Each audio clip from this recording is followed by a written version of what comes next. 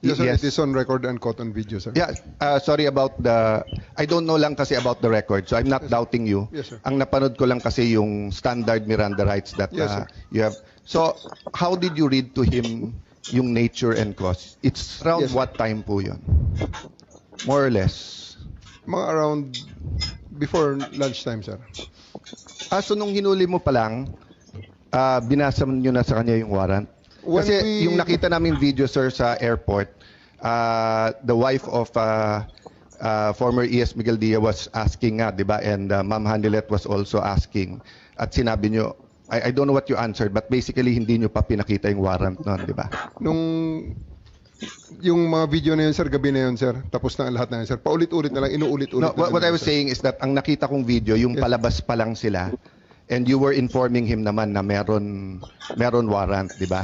Palabas sa tube, sir. Sa tube. Oo. Nung palabas sa tube, sir, when the party of the former president is going out of the tube, doon, sir, sa mismong junction ng tube at sa yung moving junction, sir, ng tube, he was already met by PG, who attempted to read him his rights. Okay. And they said, wag na, pababain natin ang tension, doon na lang sa 250th. Okay, so they attempted wing, to sir. read him his right, and dala nila yung warrant nun, hindi pa? Yes, sir. Dala na, sir. Dala na nila? They will not So go yung out of issue the na plane. walang dala, that's not true kasi dala nila? Hindi sila lalabas sa plane, sir. Yun ang kondisyon nila. Hindi kami lalabas sa plane pag wala yung warrant. And So it was nandun shown yung to them. warrant. Okay. Yes, sir. So did you or any of the people who were serving the warrant explain to him the elements of the crime?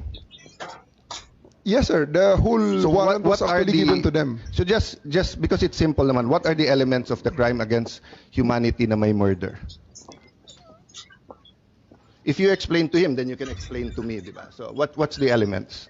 During that time, sir, it was not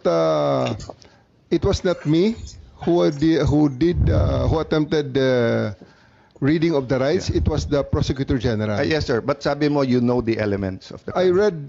read to him in toto what was written Yes. on the warrant, sir. I read the warrant. Wala doon yung elements of the crime. We did not say that I know the elements, sir. I just Yes. read to him exactly So- the charges in accordance with what is written in the Yes, warrant. sir. I'm not arguing on the opinion and the legal kasi ito factual pa lang. But my point is, when you arrest a Filipino citizen for theft, for inciting to sedition, etc., meron po tayong legal maxim that ignorance of the law is not an excuse thereof. So we are, as Filipino citizens, dapat alam natin yung law, di ba? So pag inarrest mo yung isang tao, ano yan,